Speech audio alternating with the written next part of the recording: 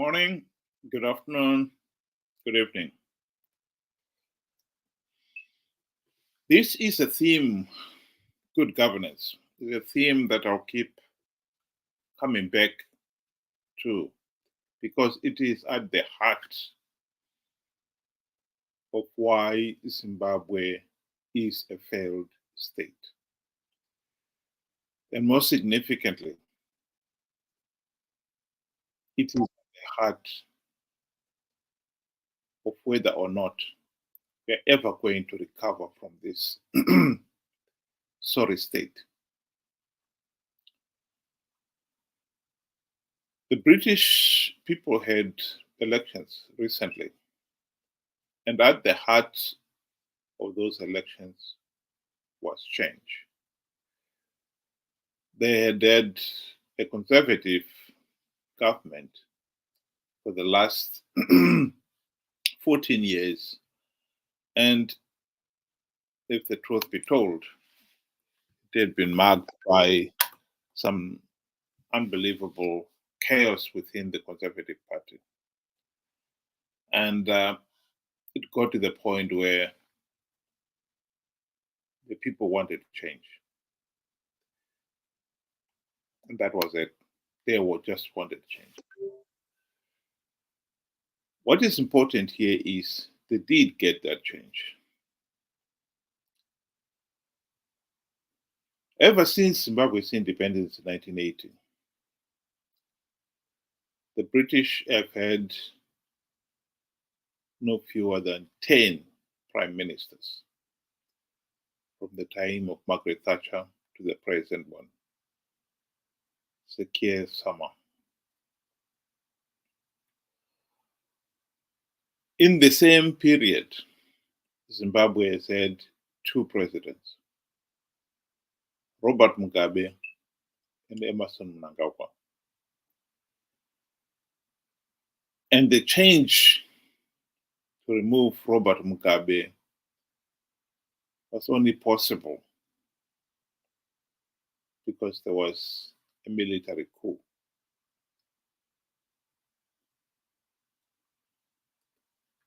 Democratic countries like the UK are dynamic. They're able to change as time goes on. If somebody is considered to be incompetent or is failing, they're able to change. Democracy does not mean you're going to elect a competent individual. You elect the best there is at the time. And if it turns out that you were wrong, you're able to change. That is at the heart of democracy. We in Zimbabwe and many other African countries, we have an autocracy, a dictatorship, where those in positions of power are so deeply entrenched, they've undermined the system, they've undermined the will of the individual to push for change.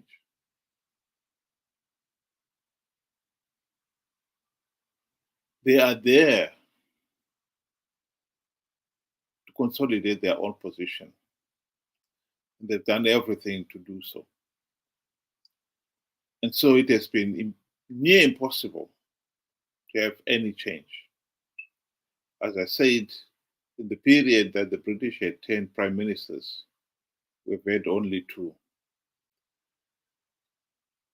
And the change, as I said, was not because the people of Zimbabwe voted Mugabe out. The army had to intervene. People have never had any democratic say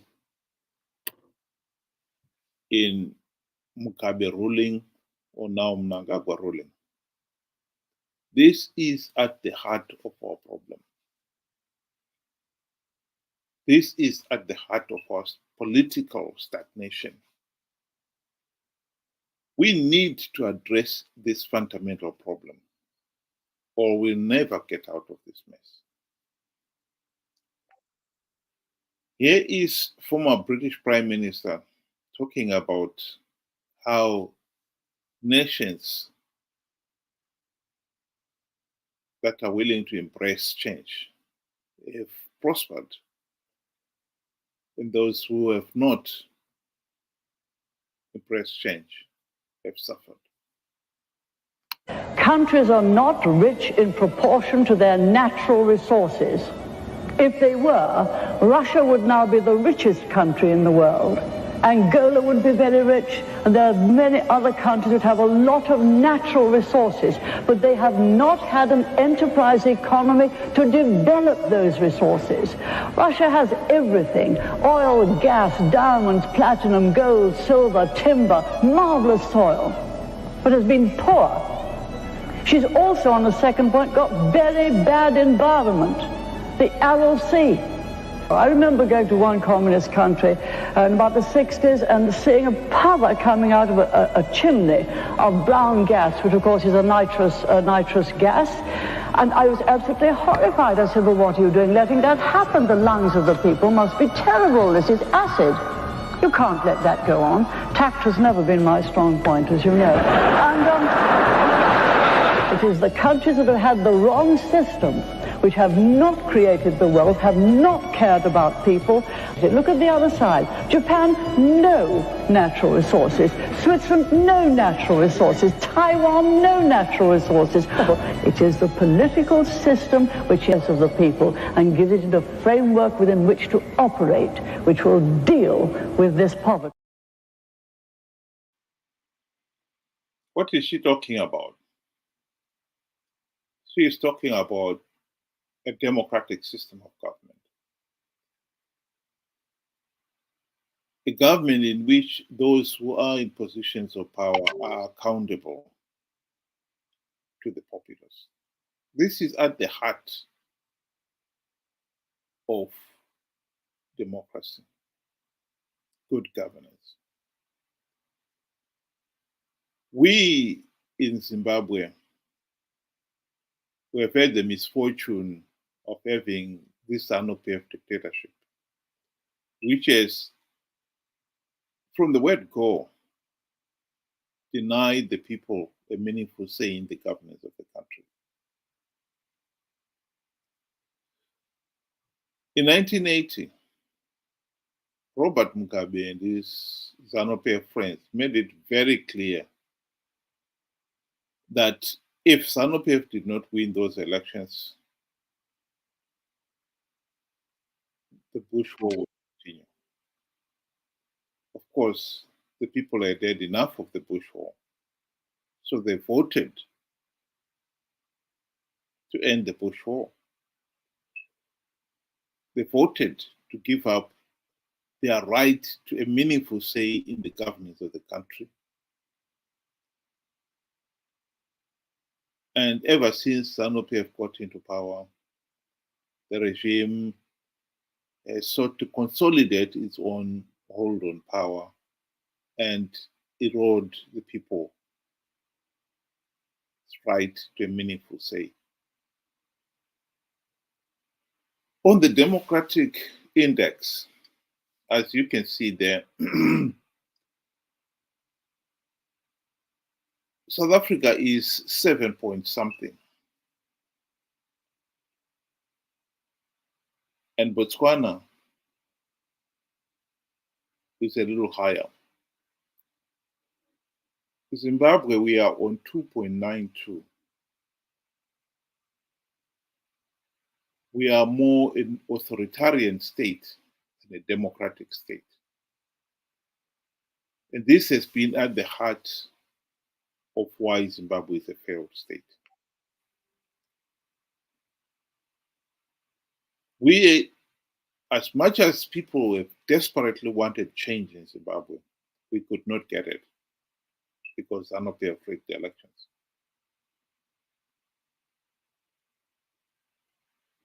Yes, it must be said that in the last 44 years, we have had an opportunity to end the ZANU-PF dictatorship.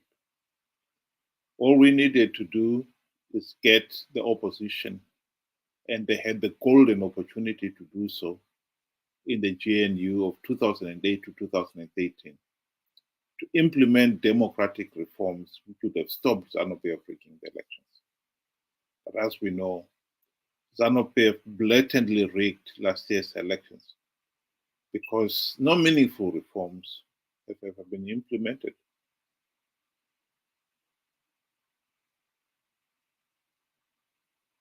And so we are where we are. I've been asked again and again, it should give solutions to the problem. The solution here has been said not only by me, but by many other people. SADC was the one that coerced ZANU-PF to sign the Global Political Agreement in 2008, which gave birth to the GNU. The primary purpose of the GNU was to implement the democratic reforms. Morgan Tsvangirai and company failed to implement even one reform out of greed. Mugabe bribed them with the trappings of high office, and the rest is history. Towards the end of the GNU in 2013, SADC leaders realized that without any meaningful reforms having been implemented, Zimbabwe will just have another flawed electoral process. And so they got the special summit in Maputo in June 2018, at which they told both Robert Mugabe and Morgan Tsvangirai and their respective parties that Zimbabwe should not go into the 2013 elections without implementing the reforms. The two parties initially agreed to that. But when Mugabe got back home to Zimbabwe, he changed tune. He argued that he's not going to postpone the elections because there are no outstanding reforms to be implemented. That's when it finally emerged that actually during the 5 years of the GNU, Morgan Tsvangirai and company had not even submitted one reform proposal.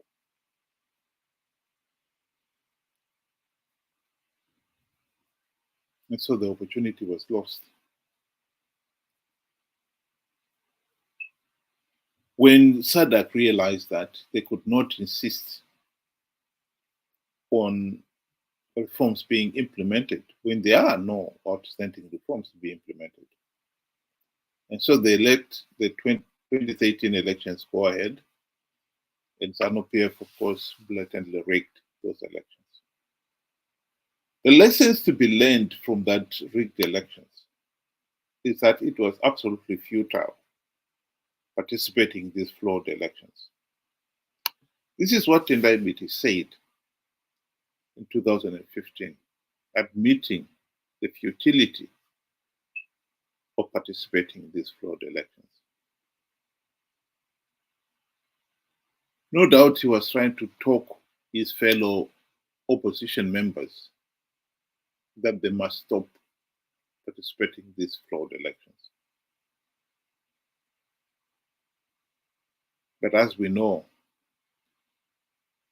he was to give up that and participated in 2018. David Coulthard noted the same problem as well. And in his book, admitted that the electoral process was so flawed, so illegal. The only logical step was to withdraw. But he went on to explain, as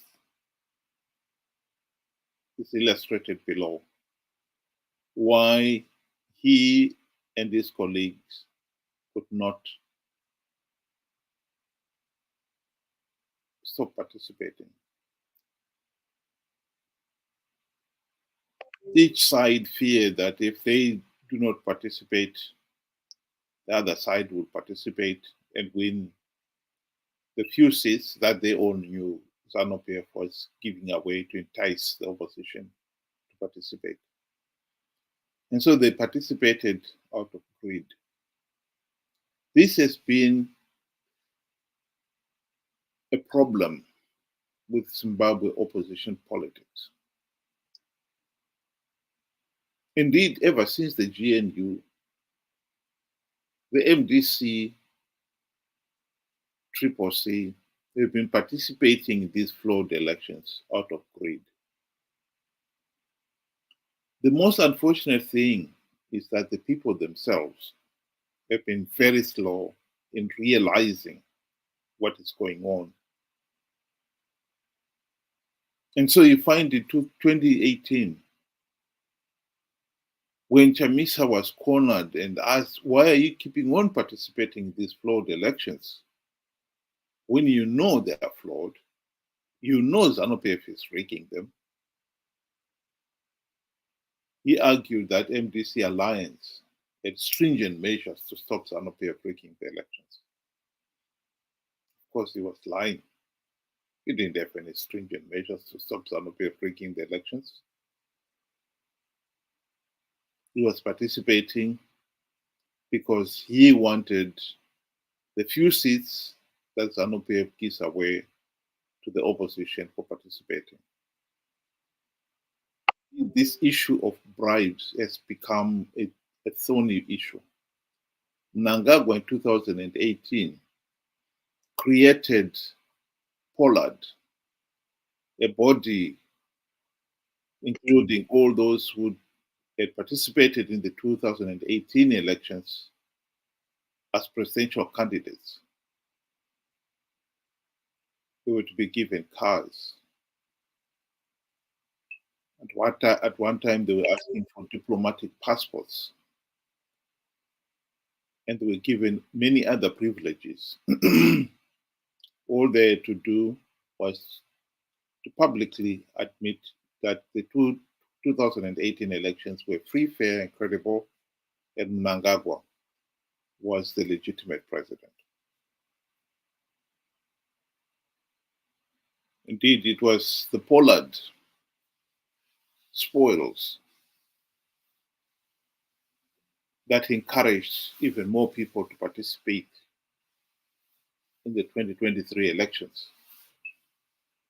The only reason why we did not have hundreds of people contesting the presidential race is because they were asked to pay a 20,000 US dollars deposit in submitting their nomination papers. Many tried, but they could not raise the money. Others, they gave up. The minute that announcement was made, they expected hundreds of presidential candidates dropped to below 20, I'm sure. And in the end, only about 11 contested the 2023 elections. But the point is, the opposition has been participating in these flawed elections out of greed. The tragedy is that Chamisa has been able to con ordinary Zimbabweans into participating in these flawed elections on the back of some idiotic promise like, I have plugged all the loopholes to stop ZANU-PF rigging the elections, when everyone could see that that was a lie. The tragedy, what makes this a real tragedy, is that when SADC and the AU condemned last year's elections, as much as they would have gone on to deny ZANU-PF legitimacy, they could not. because millions of Zimbabweans had participated in those flawed elections. I believe as long as people are so naive and gullible to participate in these flawed elections, SADC will not deny ZANU-PF political legitimacy. So, to come back to our democracy index, ZANU-PF is going to rig 2028 elections.